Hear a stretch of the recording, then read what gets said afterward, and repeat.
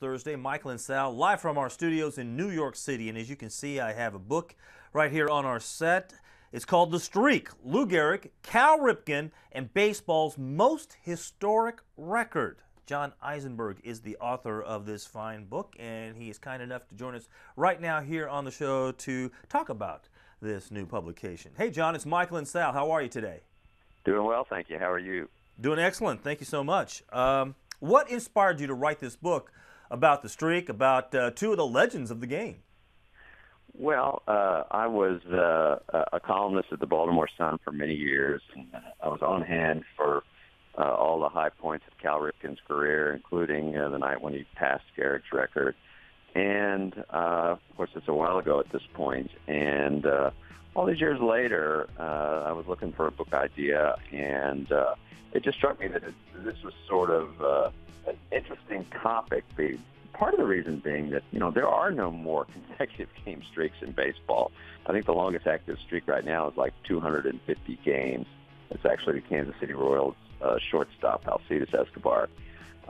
So it's disappeared from baseball. So what I thought was, instead of just writing about Cal, why don't I write about this record?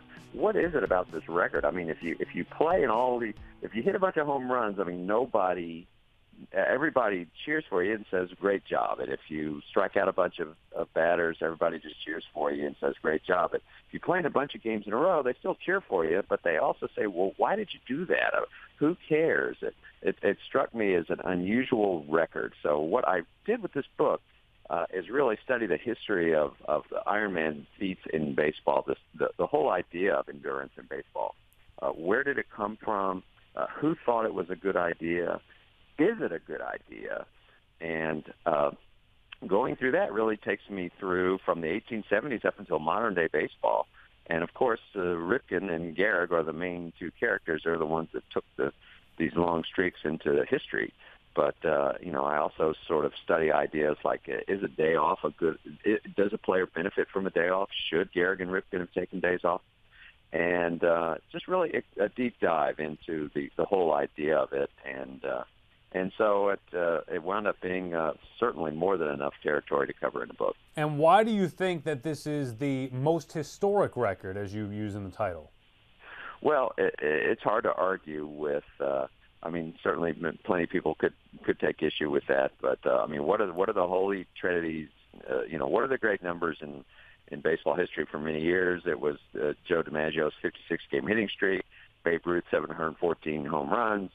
And Lou Gehrig's 2,130 straight games, and now here along comes Cal Ripken all these years later, breaking that record with a night that I think all baseball fans remember. Just a night of amazing history.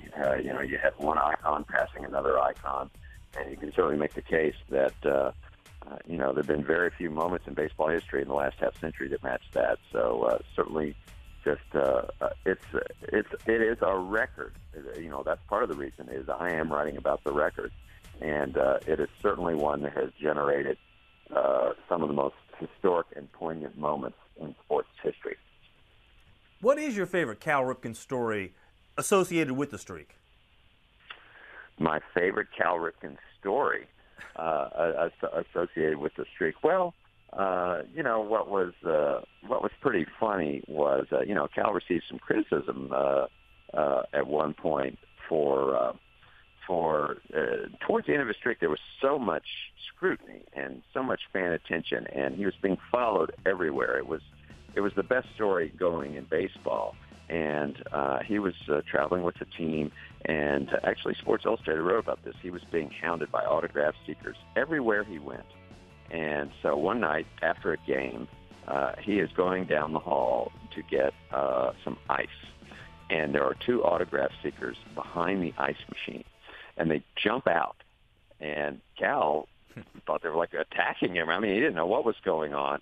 And so it just freaked him out completely. And that was a point where he decided he needed to stay under an assumed identity at a different hotel from the team. I didn't really want to do that, but he did because it was overwhelming him. It was suffocating him how much interest there was in what he was doing, playing every day, and he couldn't really do his job. so he decided that at that point he needed to stay apart from the team. What was his alias? Do you know, John? That's a really good question. I did some digging into that, and I couldn't find it. That's a really good one. I'd love to find that out.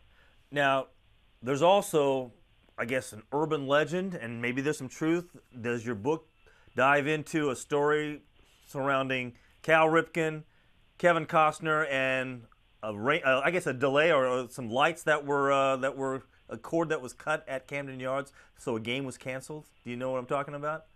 Oh, absolutely. It's a very, very famous story, and I studied it. It's not in the book for reasons I'll explain. But no, the urban legend is that Cal found his wife in bed, I think, with Kevin Costner, and so somehow it got physical, and he wound up in the lockup or something like that locally here in Baltimore. And therefore, the Orioles decided that was no way to end the streak, so they threw the lights before a game against the Seattle Mariners. And it is very much an urban legend. Certainly a great internet rumor, but if you go and look at before, I investigated this before I decided whether or not to include it. And there's footage taken on the field when the lights are coming back on. Plus, they did play that night. They put the lights on, and Cal's on the field. He's among the players that are warming up. As well, there was also a dialogue behind the scenes when the lights were out, and the union reps from each team were deciding whether or not to play or how they were going to replay the game, reschedule the game. Cal was in those dialogues, and the Mariners union reps are on record saying that. We were talking to Cal, so he was there. So, it's one of these beautiful internet rumors that is almost surely not true. Yeah, how did that get started then? Yeah. Oh, I have no idea. I think we could do a whole other show on how rumors get started on that and perpetuate. So, but anyway, it's out there. Okay. John, what's the true significance of this record? It's something that we will never see again, the way the game has evolved to where guys are constantly getting rest. So, I love the fact that it was somebody who wanted to go out there and play every single day. But give me your take with the true significance of this record. Well, the true significance, I think, is the beauty of principle. I went into this with. I covered Cal as a newspaper guy. I wasn't always positive, and I did have. Cal always said when he was playing that I'm not trying to set the record. I just play. I'm just doing my job. I play every day. The record is sort of a byproduct of that. This is my job, is to be here and play ball, and they put me in the lineup. I went into this book project with a little bit of skepticism on that. I wasn't entirely sure that I believed him, but, I came out of it. I do understand. There's no question at some point, he certainly got caught up in this and wanted to keep this record going, but it definitely comes from the principle that he got from his dad, who is one of the great baseball lifers, minor league coach and player, a half century in the game, and he taught him, there's a way you play baseball, and if you're going to be a Major League Baseball player, here's what you do: you get there early, you prepare, you watch video, you take infield, you take batting practice, and then you play. And if you're being paid well, which you are, son, you play if you can. And so Cal, that's his DNA. And so, I think the beauty of it is the principle that is shown here. He did believe that. He could help the team, even if he was hitting 210. He was great defensively. At one point, he was calling the pitches for some younger teammates. There was always something he could do that would help the Baltimore Orioles. And so I think it's pretty cool in hindsight. I don't know how much you see that anymore. This is just a sheer principle of the importance of being out there and the value of everything that's not just numbers. And so it's definitely gone by the wayside. But, it was just 20 years ago. But that is an example of a guy playing on principle that is pretty cool. The night that Cal Ripken broke the Lou Gehrig Iron Man streak, Joe DiMaggio was there in attendance at that game. And then DiMaggio's name just came up again yesterday because Aaron Judge, I don't know if you've been following that, John, Aaron Judge for the Yankees tied the Yankees rookie record for most home runs hit, and that was for a season in 1936, and Judge does it right now before the All-Star break. I'm just curious, what are your thoughts there as Judge? Do you sense that maybe he might be that next guy that falls in that lineage of greats from the Yankees?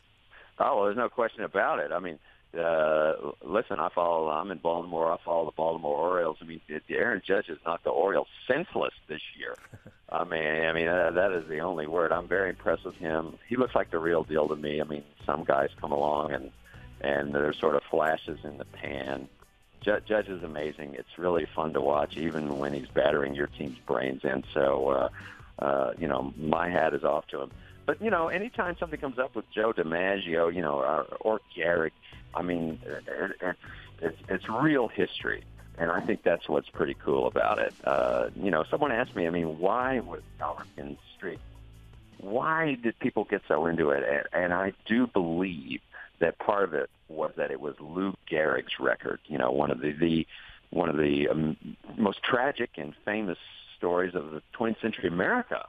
What happened to Lou Gehrig, his rise and his fall, and it's an incredible movie about it. And it's just an amazing story. And if Cal had been chasing, the second baseman for the Seattle Mariners or somebody, that it wouldn't have been quite as big a deal. He was chasing Lou Gehrig's ghost. And, that is powerful, powerful stuff. And so I think that the Gehrig and the fact that DiMaggio, who played with Gehrig, felt like he should be there that night to see Cal break that record, and honor Lou Gehrig. That just doesn't come along very often, and it's pretty cool. And then one night, Cal Ripken tells his skipper, look, I'm done. How did that come to be on that particular evening when he ended the streak himself? Yeah, and it was against the Yankees, in Camden Yards, the last night home game for the Orioles in 1998. Cal was 3 years removed from it. He was 38 years old. He didn't have a particularly good season. The Orioles had been a good team for a couple of years. They were sort of going backwards. And he just felt, as he said it, he's internally sort of losing support for what he was doing within the organization. It was just something that maybe a losing team didn't need to deal with. And, the fact that he should be out there every day. And so, really big picture, I think he just said, this thing's sort of run its course. He had the record, he was well beyond it, and everything has its moment. And he just made the decision about halfway through that season, honestly, that it would not extend. If the Orioles fell out of contention, which they did, it was time to put a bow on this thing. And so he was originally going to do it in the last game of the season. His wife at the time said, you should do it in Baltimore where the fans have been able to cheer for you. So he did it at the last home game. And about 15 minutes or an hour before the game, he told Ray Miller, who was the manager at the time, this is it, we're doing it. Ray rewrote the lineup. We couldn't believe it at first, but then rewrote the lineup, and sure enough, and they sent out a young kid named Ryan Miner to play in his place, and Ryan thought it was a joke. He thought it was a joke. He said, you're pulling a prank on me, I'm a rookie. But no, they sent him out there, and the Yankees very quickly realized that he was not on the field when that game began, and stood at the top step of the dugout and started applauding him. And very quickly everyone became aware of what was going on, and he stuck, no pinch hitting for him. That was the end of it. The game ended, he didn't play, and the streak was over. Interesting. Well, fascinating topic there. Can't wait to dive into this book, John. Thank you so much for joining us here on the show, and congratulations on this book. Great. Thanks for having me on.